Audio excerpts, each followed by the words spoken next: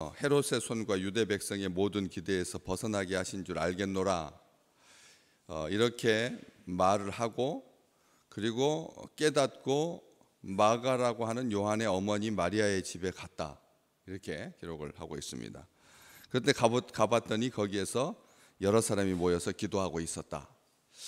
이 마가라고 하는 요한의 어머니 마리아의 집, 이렇게 이 집을 어떤 집을 말할 때 여자의 이름으로 말하는 경우가 성경에는 2번 정도 기록되어 있죠. 마리아와 마르다의 집, 나사로의 집이라고 하지 아니하고, 또 여기도 이 마리아의 집이라고 되어 있습니다. 당시에 여자의 의미라고 하는 게 무의미였습니다. 여자는 종속적이었고, 여자라고 하는 것은 중요하게 생각하지 않았습니다.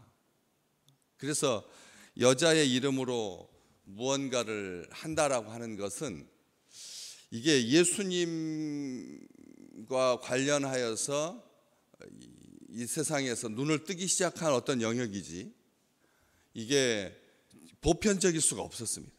지금도 마찬가지입니다. 푸대자루처럼 있을지라도 남편이 살아 있어야 한다라고 하는 그런 생각은 있어도, 남자가 남편이 없이 무엇인가를 할 수 있는 그런 분위기도 아니고, 이 세상 지금 온통 다가 여자 혼자서 여자의 이름으로 무언가를 하고 이게 거의 신화적인 존재가 아닌 이상 아주 어려운 겁니다. 호적부터 시작해가지고 모든 법 구조 자체가, 이 시스템, 이 사회라고 하는 이 시스템 자체가 여자 혼자서 무엇을 한다라고 하는 것이 용납이 되고 인정이 되고 그렇게 하지 않습니다. 지금도 마찬가지입니다. 그래서 여성 목회자의 그런 이 인정이 벌써 우리 교단도 이미 오래전에 됐지만, 아직까지도 그 부분에 있어서는 허용이 안 되는, 용납이 안 되는, 인정이 안 되는 그런 경우도 많고요. 어쨌든 우리가 생각하는 것처럼 여자의 이름으로 어떤 의미를 부여하고 어떤 일을 행하고 한다고 하는 것 자체가 교회에서도 얼마나 드물었으면 2번밖에 기록이 안 되어 있겠습니까? 자주장사 루디아의 집에서 모였던 교회, 유럽의 교회, 그리고 유대 지역에 예루살렘 근처에 이 마리아의 집에서 모였죠. 이 집 얼마나 유명한 집인지요. 그래서 그 집에서 예수님께서 늘 쉬시면서 제자들과 함께 이 지상에서의 마지막 만찬을 함께 하셨던 그런 집, 예수님께서 승천하신 다음에 온통 얼마나 집이 부자였으면, 우리가 생각할 때 다락방에 모여서 120명이 모여서 기도할 수 있는 공간이 예루살렘에 남아있는 건물이 없어서 그 집이 하나 남아 있어가지고 그게 그냥 마리아의 집이다, 그렇게 인정받을 만큼, 그만큼 모일 수 있는 다락방이 그만큼 예루살렘 전체에 없는 거예요. 딱 그 한 채 남아 있는 거예요. 다 부서지고 한 채 남은 게 아니라 그 한 채밖에 없어요. 그런 만큼 어마어마한 부자였죠. 왜냐하면 그 오빠였던지 남동생이었던지, 이 바나바의 생질이라고 하니까 바나바의 조카가 마가 요한이었거든. 바나바의 조카, 그게 어머니가 마리아니까. 이 구브로 섬 출신인데 워낙 부자여가지고 바나바도 사도들의 발 앞에 자기가 가지고 있던 밭을 팔아서 그렇게 교회를 위하여서 헌신했던 그런 부자였던 사람이고, 또 그 어머니 또한 부자였기 때문에 예루살렘으로 시집와서, 예루살렘으로 진출해서 구브로에서 예루살렘까지 와서 거기에서 자기의 이름으로 집을 가지고 있는, 남편이 살아있는지 남편이 없는지 어떻게 됐는지 행방불명됐는지, 아니면 살아있으면서도 아무런 역할을 하지 아니하고 오히려 마리아가 적극적으로 활동할 수 있도록 크게 후원을 했던지, 어쨌든 다른 정보는 하나도 없습니다. 그런데 그 마리아의 집에 모이는 거죠. 그런데 우리가 생각하는 것처럼 그냥 계속 이렇게 마리아의 집이라고 나오는 게 아니라 한 번밖에 안 나옵니다. 성경, 신약 성경 전체 중에서 여기 딱 한 번 나오고 맙니다. 한 번 나오고 마는 그 집.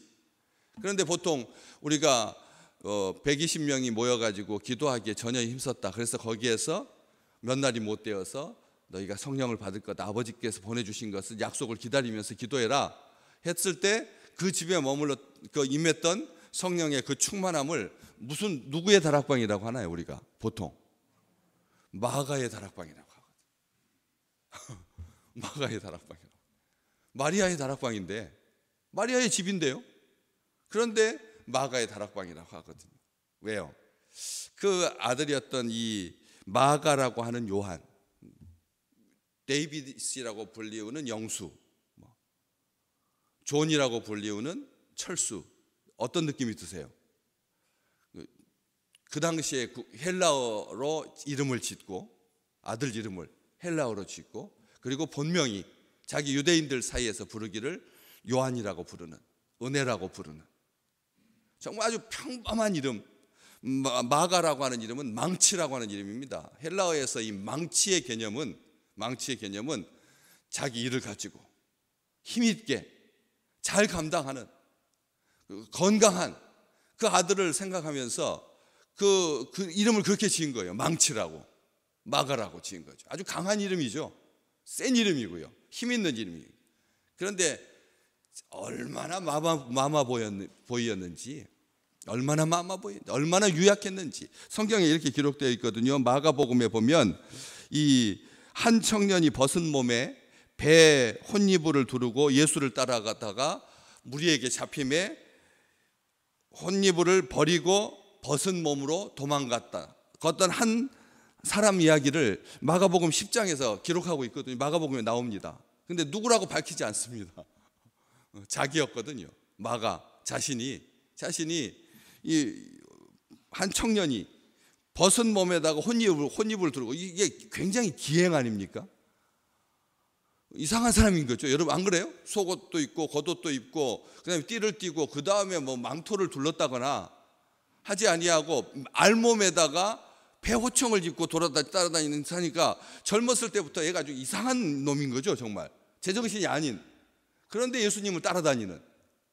그러다가 잡히니까 예수 따라다닌다고, 예수쟁이라고, 예수의 무리에 있다고 잡히니까 그것을 벗어던지고 알몸으로 도망갔던, 정말 웃기는 사람인 거죠. 지금 생각해도 이 제정신이 아닌 아주 엉뚱한 그런, 워낙 어머니가 부자이고 예루살렘에서 진짜 그만큼의 규모를 가지고 있는 집. 여기 오늘 본문 말씀에도 여기 베드로가 대문을 두드립니다. 13절 말씀에 대문이 있는 거죠. 집에 대문이, 우리가 생각할 때 집집마다 다 있는 대문, 이스라엘 한번 가보시면 대문이 없습니다. 그냥 연대어서 이렇게 살지 울타리도 없고 대문도 없어요. 그냥 길거리에서 그냥 문이에요. 그냥 대문이라는 것은 대제사장이나 있는, 총독의 관저에나 있는, 이게 대문이지 아무데나 있는 게 아닙니다. 예수님께서 잡혔을 때 그 대문을 통과해서 대문을 지키던 여자에게 베드로가 신문을 당하잖아요. 출입할 때 조사를 당하잖아요. 여기도 똑같이 로데라고 하는 여자가 대문에 지키고 있는 거죠. 다시 말하면 이게 대문을 지키고 있는 하인이 따로 있을 정도니까. 얼마나 부자입니까? 그리고 그 로데라고 하는 이 여자는 베드로를 알고 있었습니다. 다시 말하면 베드로는 이 마리아의 집, 교회에 늘 주기적으로 방문하고 그리고 익숙하게 알고 있는 거죠. 이런 관계를 가지고 있는 그런 집에 이 아들이었으니까 정말 왕자님, 우리 요즘 생각으로 이렇게 떠받들어지는, 젊었을 때는 충분히 그럴 수 있죠. 그렇게 해서 사랑을 받았어. 그렇지만 나중에 외삼촌과 함께 바울과 함께 1차 전도 여행을 시작했던, 1차부터 시작합니다. 그러다가 중간에 어떻게 됩니까? 1차 여행 중에 이상한 놈이거든요.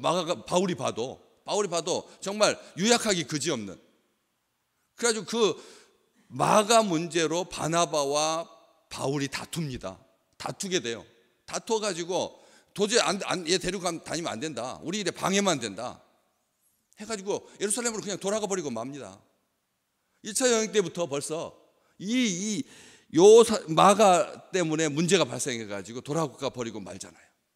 그러니까 선교에도 도움이 안 되고 마마 보이고 그랬던 이 아들이 나중에 어떻게 됩니까? 얼마나 온전하게 변화되었으면 디모데후서 4장 11절에 마가를 데리고 오라. 마가를 데리고 오라. 바울이 디모데에게 감옥에 갇혀 있는데 마가를 데리고 오라. 그가 나의 일에, 하나님의 일에, 주의 일에 유익한 자다. 유익한 자다. 이렇게 편지를 씁니다.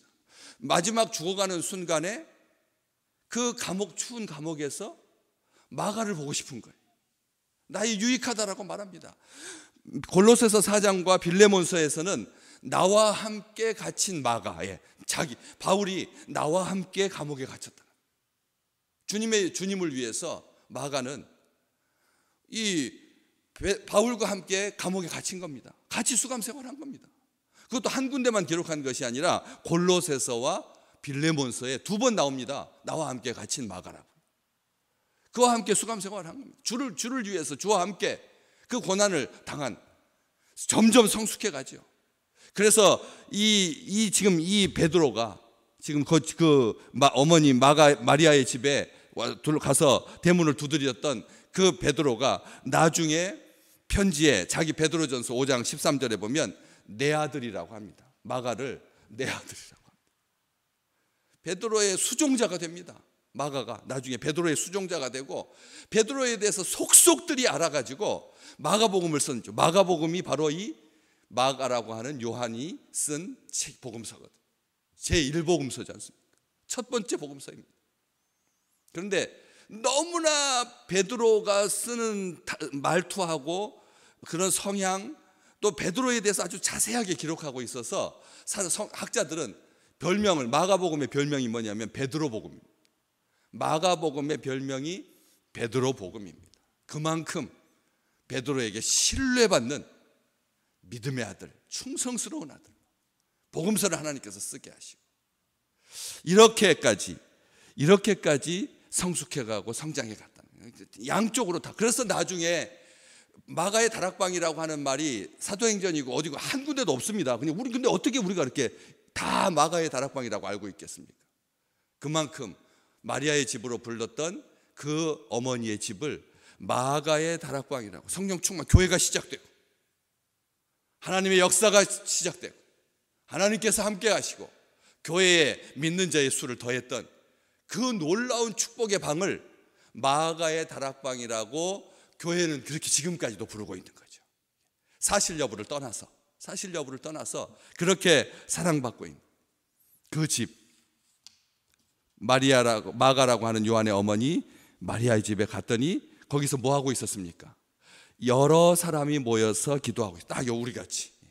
우리와 같이 이 우중에, 이 이른 새벽에 자기 차를 이용해서 걸어서 이렇게 모여서 여러 사람이라고 여기 기록되어 있습니다.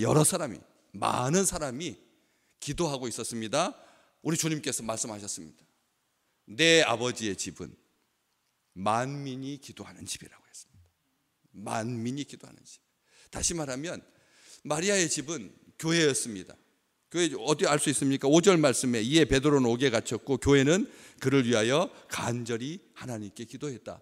여러 집집마다 가정마다 모였기 때문에 그 교회를 교회들이라고 하지 아니하고 교회는이라고 딱 단수로 말하고 있습니다.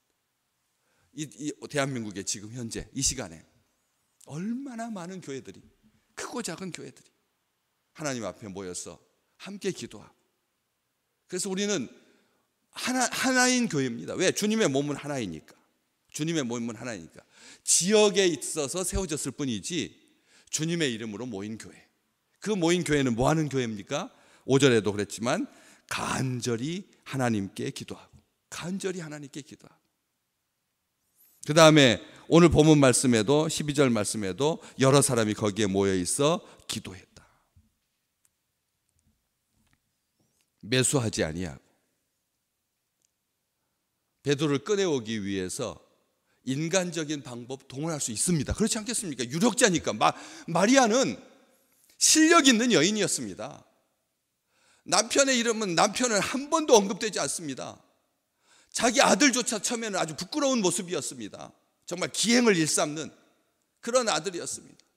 그렇지만 큰 부자였던 거죠. 구브로 섬, 지금도 거기는 물산이 풍부하고 거기에서 난 농산물을 수입해서 본국 이탈리아에서 쓸 정도니까 얼마나 대단한, 거기에서 유지였던 부자였던, 오빠도 부자였고 자기도 부자였고 이런 유력한 사람이니까 그 베드로 한 명 꺼내는 거 이게 일이겠습니까? 보석금 많이 주고 얼마든지 할 수 있지 않습니까?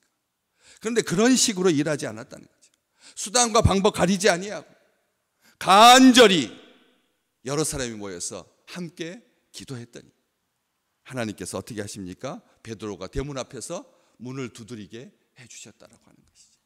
오늘 한 주간, 이번 한 주간 동안 우리 숨막힐 듯한 이 답답한 겨울의 한가운데인데 1월달인데 도대체 사만사온이라고 하는 개념은 이제 없고 그냥 막 열흘씩 춥고 열흘씩 그냥 이상하고 이런 기후의 반란 가운데 우리가 모여서 함께 기도했습니다. 또 오늘 저녁에도 새해 들어서 첫 월정 기도로 함께 모입니다. 여러 사람이 모여서 간절한 마음으로 기도할 때 하나님께서 풀어주시고 옥문이 쇠문이 저절로 열리게 도와주시고 황홀한 중에 천사를 보게 하시고 환상을 보게 하시고 그리고 기도한 대로 응답받는 아름다운 날 되시기를 주의 이름으로 축복합니다. 교회의 본질은 기도하고 말씀 보고, 말씀으로 기도하고 기도하면서 말씀 보고. 그래서 성경 이어쓰기 누구든지 교회에 올라와서 성경도 이어쓰고, 그리고 개인 기도실에서 밑에 지하에서 기도하고, 공용 기도실에서 같이 기도하고, 예배실에서 함께 기도하고, 그래서 기도하고 말씀이 살아있는 그런 2023년을 시작하면서 첫 기운을, 첫 그 마음을, 첫 약속을, 하나님과의 그 약속을 신실하게 지켜가면서 기도에 응답받고 기도의 사람으로, 말씀의 사람으로 한 해를 승리하는 아름다운 백성 되시기를 진심으로 소망합니다.